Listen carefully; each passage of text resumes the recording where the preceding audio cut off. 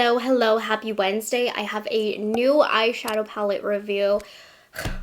They just don't make eyeshadow palettes like they used to. I haven't filmed an eyeshadow palette review besides the Hypernatural from Natasha Denona, I feel like in a long time. But Huda Beauty just launched two new Obsessions palettes where, oh my gosh, I was just thinking, she's launched so many Obsession palettes and I love how she really experiments with them and has fun with them. This time, really unique, it's the creamy Obsessions palettes. I love the color story of this, and the whole point of this leaves me very intrigued.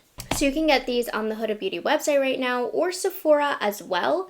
They are going to be $32 each. So in today's economy, not a bad price. So what's interesting about this is creamy. It has nothing to do with the color story, but everything to do with the finish and the formulation of these colors. They are all creams, and there is one set shade that is a powder. So it's a creamy palette with innovative ultra pigmented metallic marble and cream to powder eyeshadows that blend seamlessly to create an array of timeless looks. And what I thought was very interesting with this being a cream palette, I'm looking at the looks she's created on Instagram and on her website, and they're all very defined looks. Lots of eyeliner, lots of unblended shapes on the eyes to frame the eyes, which I just think is really interesting that the looks are rather unblended, if you will, with these being a cream. And I also saw her using these as eyeliner and they looked really effective used in that way. So I'm excited to play around with these. I'm very intrigued about this formula. So she launched two different color stories here. We have a neutral brown, which is right up my alley, and a grayish creamy Obsessions here. I really like these color stories. Now, they are kind of close to one another. One is more purpley, the other one obviously is more brown based, but I feel like Huda Beauty's done a lot within this color family. We could do something a little different. I don't know. She's doing colors that she likes. I get it as a brand owner. I mean, I'm not a brand owner, but I understand her wanting to create color stories that she likes. I just love how she does the pans of her eyeshadows. So we have those marbly looking shades, which are always really interesting to Huda Beauty, and then also the cute font that says cream and set. I'm really interested to feel these shimmery shades. Are these creamy feeling as well? I haven't touched this palette yet, so why don't we go ahead and do that? Now, unfortunately, I don't have any other Huda palettes right now to be able to compare these two, so there won't be any swatch comparisons in this video. You guys know what's up. It's all packed away. Okay, so let's just get into it. So I'm going to start off with the top row here. So here we have a marbled shade and two creamy shades. Let's see. Oh, embossment's gone. Oh, this is definitely creamy. This shade right here feels a little bit more powdery than cream, but the matte looking ones definitely have a very creamy feel to them. See how they swatch? Now these are supposed to be more of a cream to powder formulation. This metallic shade right here feels like an extremely creamy powder. So it doesn't have that full cream feel like I feel like these matte shades do. Here's the first three. So we have two more creamy shades. Yeah, this one feels like a powder to me, not really a creamy shade. And this one has more of a cream to powder feel that's similar to what you would find in a Natasha Denona palette. It's not as wet as the other three that I've swatched so far, but this metallic's looking gorge. These next three definitely swatched more sheer. They gave less payoff. This shade looks a little bit sheer, but has some nice sparkle to it, whereas this one is more of a sheen. This one is more of a sparkle. I'm sorry if the lighting is not great for you guys to see the colors. We'll be in my studio very, very soon. Okay, last three. Now this one right here is the set shade. So essentially it's going to be a translucent powder, but I will swatch it for you. We have one metallic that feels more powdery to me, but a creamy powder. Set shade, just a powder, and already all of the embossments are all gone. This shade I need to try as an eyeliner. This is quite wet feeling. So we do have some variety in the feel of these creams. Some feel more wet than the others. That one swatched nice. This is the set powder. We'll definitely be trying the black as eyeliner. And you guys know I do have a hood. I know sometimes it doesn't look like it, but I do when I'm relaxed and off camera. So I'm gonna have to definitely do a wear test on these to see if they transfer and crease. And then change my camera settings so hopefully you can see, the colors and the finishes of grayish a little bit better. Let's get grayish on the eye. I have to before I can move on. Like I said, like this one is almost wet. I don't know. I want to use this one first. And from what I've seen, people are using this palette with no issues with a brush. So this shade right here, I'm just putting on the inner part of the eye. I'm using a Sigma brush, by the way. And I don't want to pack on too thick of a layer, but it is lighter in color. Let me just try. I feel like this is pushing in really easily. Like with this palette, you could probably hit pan really fast, which is not a good thing. Finger for that lighter shade probably packed down a little bit more color. But this one does have what feels like a bit of a powder dry down. Nothing intense, but it does feel more powdery as it thins out. Okay, now this one was one of the drier formulas of the creamy in this palette. It definitely was the most powdery feeling creamy shade that was labeled. I mean, it's giving a really easy, soft blend. I'm not getting a powwow of pigment, but that can make it easier to use. Some people do prefer more of a sheer color. I don't know if we'll be able to blend it. I'll have to use a brush, but you can see it's already kind of going into the crease of my eye, which happens. It's the anatomy of my eye. But it makes me wonder. I'm going to use a BK A502, which is a little bit more dense, to see if we can build up this pigment. Not really. These are not a buildable formula that you can more than likely get with a powder shadow. I don't really love this shade. Okay, let's see this shade, because this one's a little bit more wet and deep. And this is what you're going to have to use, since this formula, it's not a buildable pigment formula because it is cream. You're going to have to go into other shades to build some depth and give a really soft blended look, which is okay. That's just the nature of cream. You really can't build up pigment.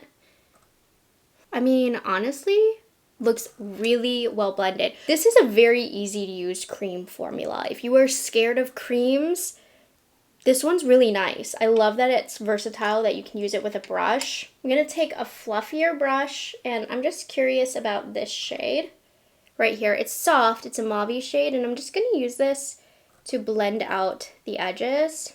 I mean, I'm not getting a lot of pigment from that, but I am using such a soft brush. I'm going to use a Rephr number 2 mini and build the pigment here on the inner part of my lower lash line.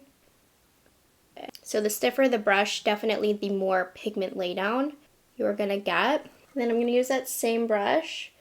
And these metallic shades, in my opinion, they lean closer to powder than they do cream, which I think is good though. I don't know, I feel like the little bit of powderiness that it does have, it's gonna set what you have underneath. But because it's so creamy, there's a lack of fallout that I'm noticing. So you can definitely do your face makeup first and you're not gonna get any fallout. And this one is definitely more of a metallic bluish silver, so you can see it really popping against the colors that I put on my eyelid. I have to use this glimmery shade right here. We're gonna put it, I'm gonna blend this out just right here on the center of the eyeball. So this does not have a pigmented base. It's just going to give that glimmery finish on the lid, more so as an eye topper. And I need to know about this marble shade. So this one is a cream. It feels like a cream. Just going to add a little bit of depth right next to the eye topper. I mean, this is more so me just experimenting with the formula more than anything, because I feel like you can get a really pretty matte look with this. And then I'm going to finish off with this darkest shade, which I saw her using as eyeliner.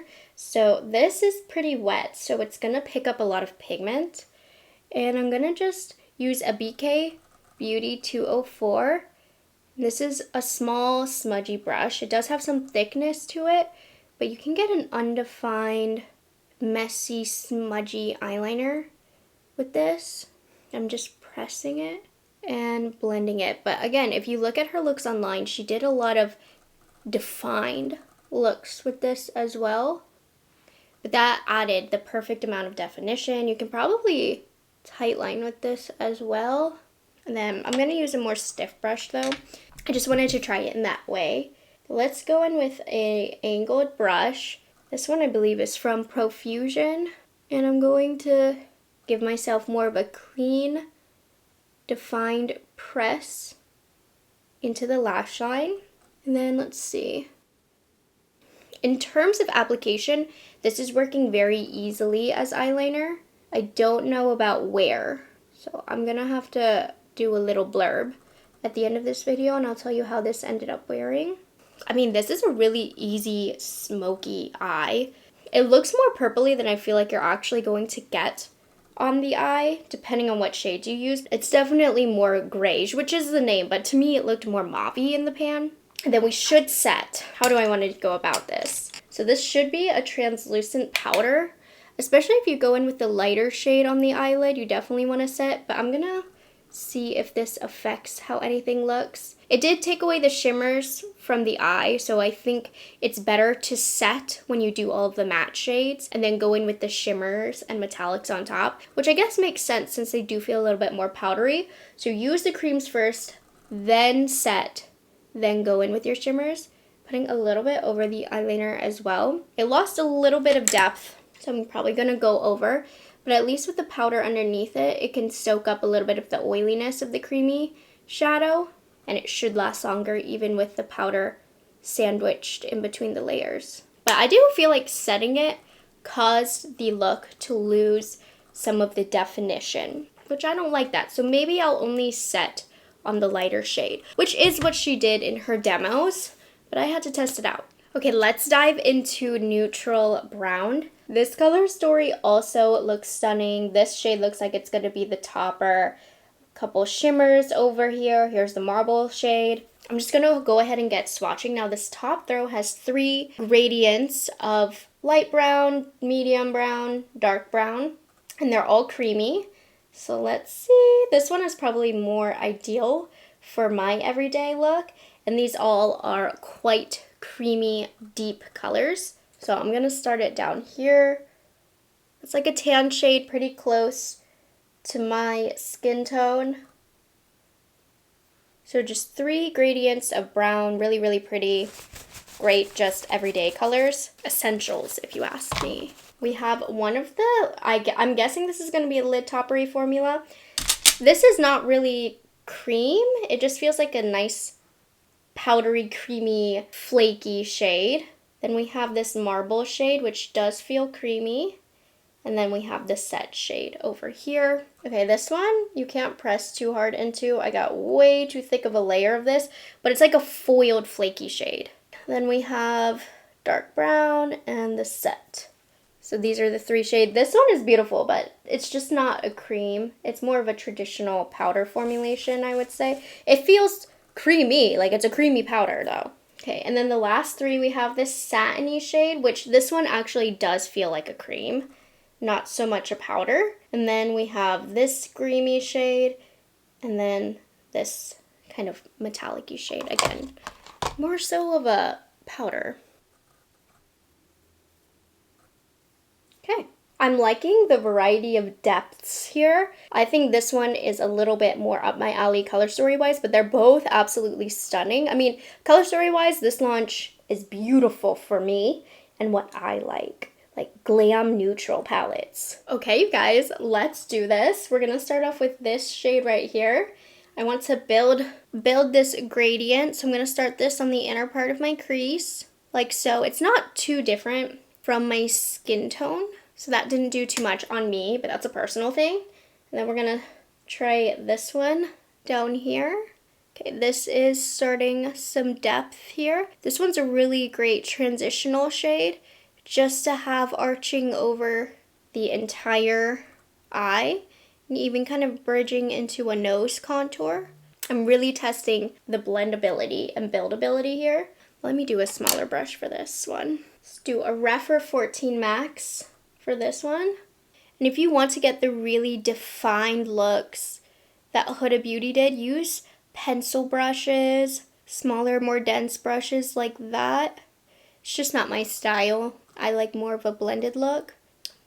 These shades, calling my name, you can definitely get a deeper level of pigment if you use a pointy brush. Let's try it. So this is a What's Up Beauty R101. I just want to try this. I almost went like this. And we're gonna really draw this.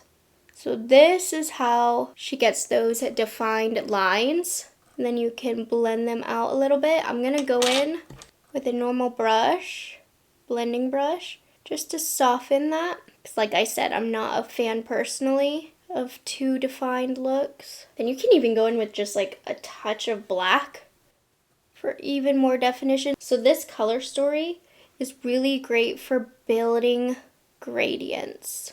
But you guys, this palette overall, even though they are creams and they feel like creams, they really do work out with the ease of a powder, even though they're cream. Super malleable, super blendable. Very, very impressed. Okay, so I'm gonna go ahead and take a little bit of the set shade.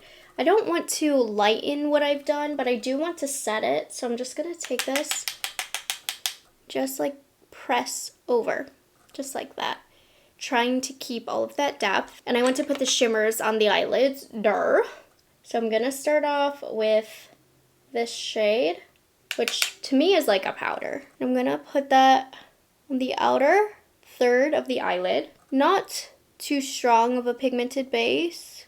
Meh. Okay, let's try this shimmer shade. Again, feels more like a powder to me.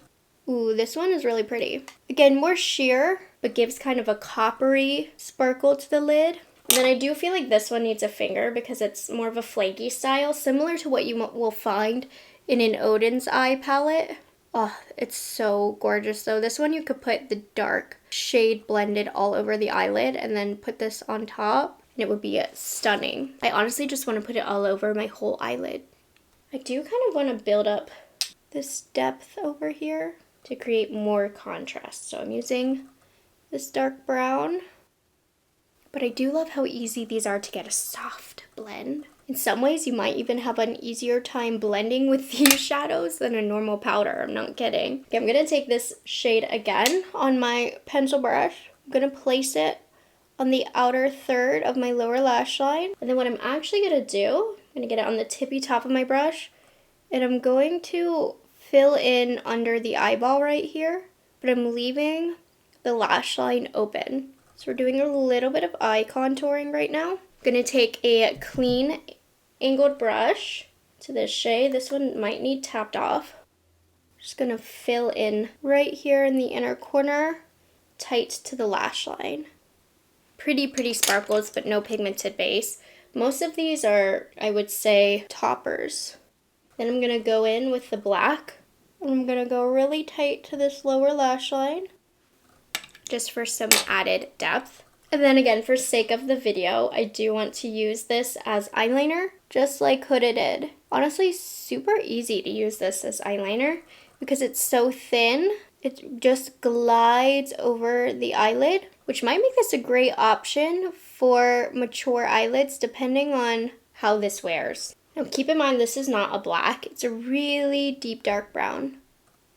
Okay, let me go ahead and finish the look. Okay, a couple things. This was hard to wipe off. These are definitely not powder eyeshadows because she stained. Hooded eyes. Listen to me now. If you're going to use this palette for eyeliner, 1, give the eyeliner full amount of time to dry, and 2, set it. Because immediately I didn't set this eyeliner and I kept it pretty thin, but it still managed to transfer right here. So I can only imagine if I had done it even thicker, the line that it would have. Now I do think it did set down, so it isn't going to transfer as much, but don't just like open your eyes all willy-nilly without having it set because it will transfer, especially if you don't give it that time, or just go in with an eyeliner. like a normal one. You know, Huda in her demo, she used this as eyeliner, but she also has those open, deep set eyes where no transfer can happen from the lash line to the top lid. And then I am noticing it's still creasing on this inner part. I'm really concerned about this for wear. I think that these palettes